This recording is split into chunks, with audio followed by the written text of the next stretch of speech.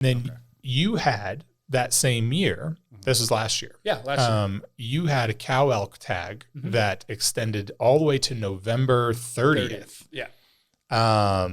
And I'll tell your story. Do. I'll start this. Please do. I'll start this because from my perspective, this is pretty funny. So elk in this particular unit that we hunt you have resident elk that stay in one spot pretty much the entire winter. They roam, a few miles here and there, but they're pretty much in one canyon and they stay and hang out there. Then you have your migrating elk, and they move in massive herds out of these areas and go down into the desert. Where we're hunting, by this point, you're pretty much hunting the resident elk. All the big herds have moved out, which makes it difficult to find. It makes it difficult to find just random herds.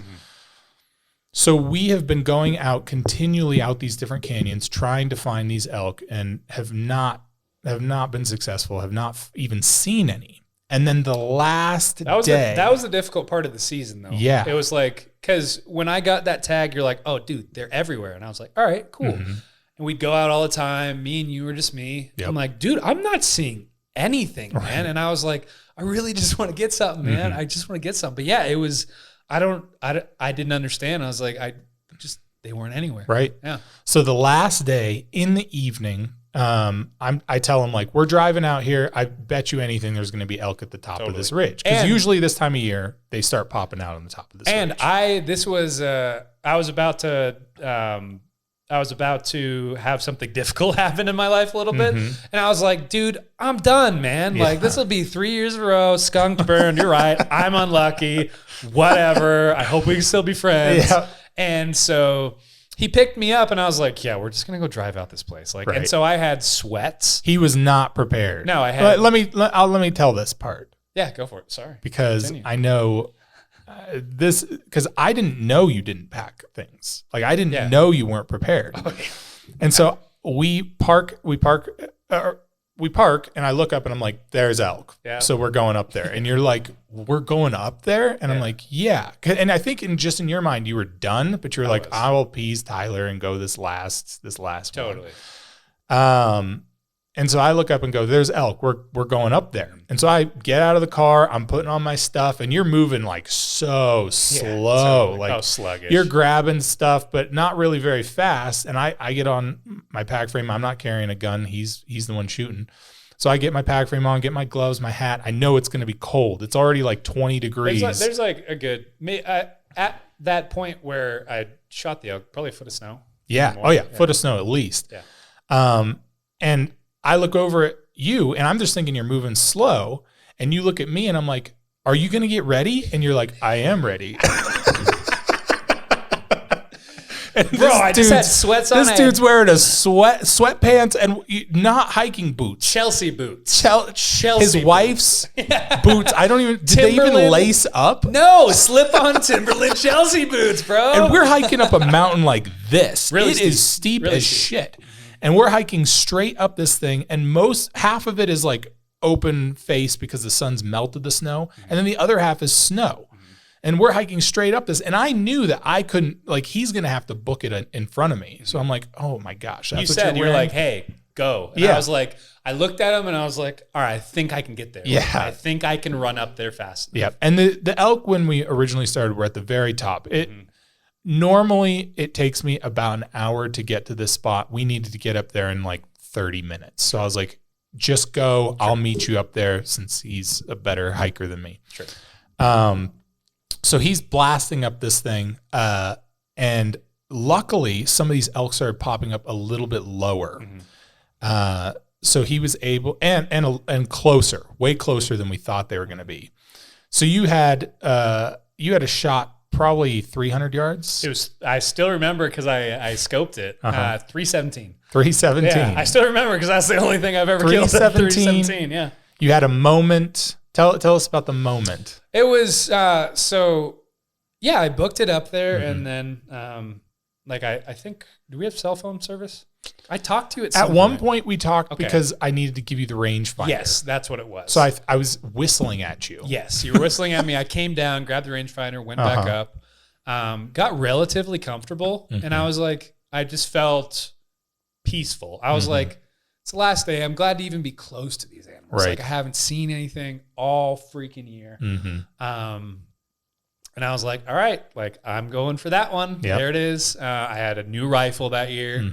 I completely forgot ear protection. Said a little prayer. Said a little prayer. Absolutely. I was like, but it wasn't like, please. I was like, God, whatever. It's cool. Literally, I was like, hey man, like whatever you want to do. Yeah. I was like, it's cool. Yeah.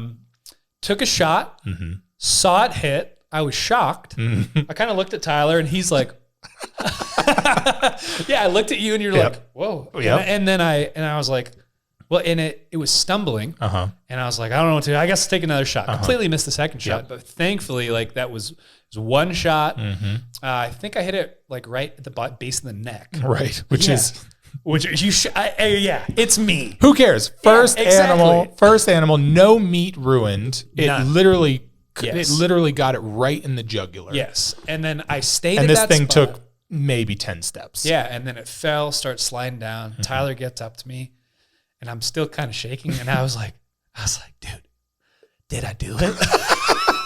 I asked you. And like even I was kid. in disbelief. I know. And you're like, I think so. You're like, I think you did. And you're like, but put one in the chamber, like it might not be dead. And so we walk up.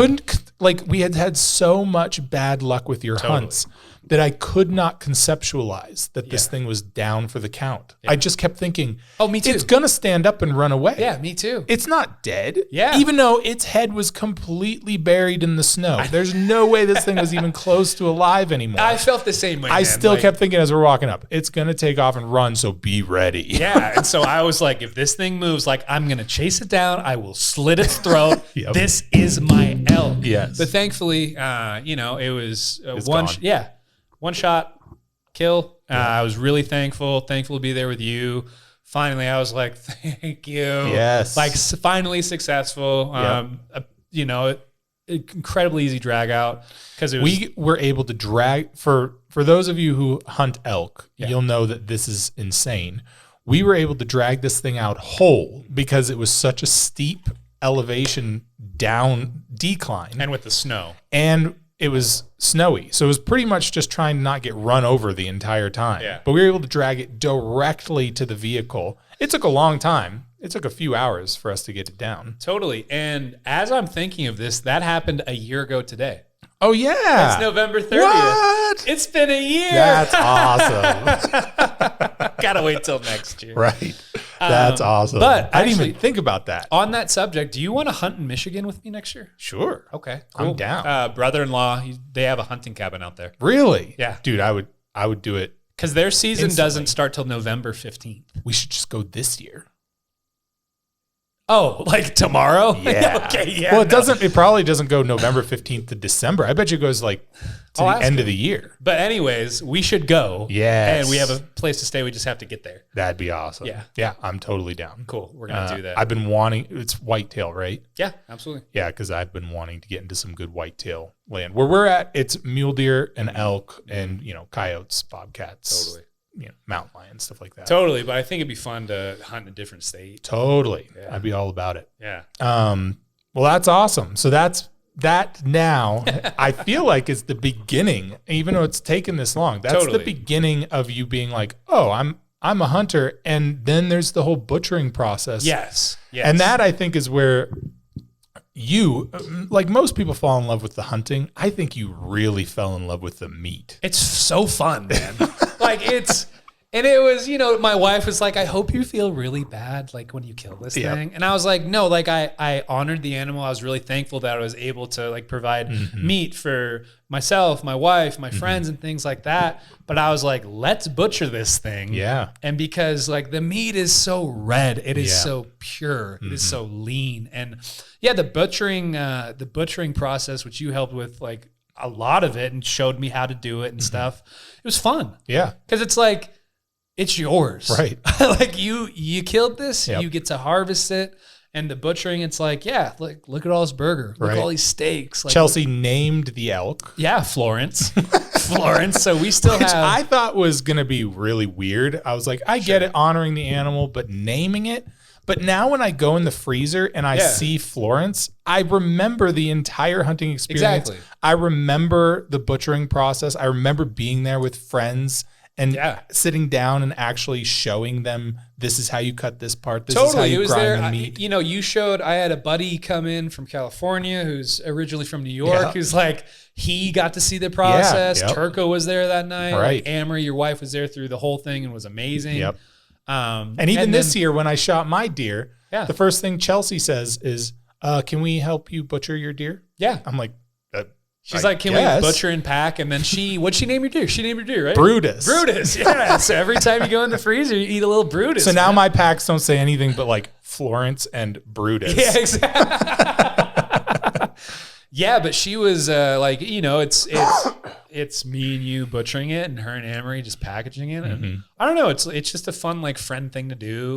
And with your elk, cow elk, a good sized cow elk, we got hundreds of pounds of meat off of this. I still have. And I think that was the recognizing like, holy shit, how much this is 100%. all mine. How can I even eat all of this in a year? Yeah, 100%. And I haven't. I've given away to my parents, friends. You still have whatever you want. I still have a fair amount. Like I think maybe there's like a steak or two left, but like it's mostly burger. That's fine. But yeah, and then when I helped you butcher your deer, I was like, oh, like there's like half the meat. Yeah. Oh yeah. Because I was like going over, I was like, we're going to be here 8 hours tonight, babe. And then we were done in like 3. Yeah. I was like, oh, okay, cool. Super quick with the deer. Yeah. Yeah. But still, I mean, deer still. Well, and that's why like when you go to the Midwest, people are shooting multiple deer. Like they're shooting 2 or 3 a day sometimes. Yeah. My brother-in-law's father already got 2 this year. Yeah. Already. Yeah. And he told me that when he was here a couple days ago. And so he's only been hunting for, 10 days. Yep. It's already got 2. Right. And I was like, what? How many can you get? Well, and I'll say that like with a mule deer, if you butcher it correctly and you eat the red meat the way that you would normally eat meat, you don't overindulge, like me and Amory can go through 1 mule deer each year. And we're just finishing it up right before the next hunting season. Totally. So an elk, definitely sharing with friends and family to get through it before the next year, which is also an awesome experience to just be able to cook wild game for friends and family who may have never had it. To me, that's part of fun. It's just as fun. Well, it's not just, but it's pretty fun.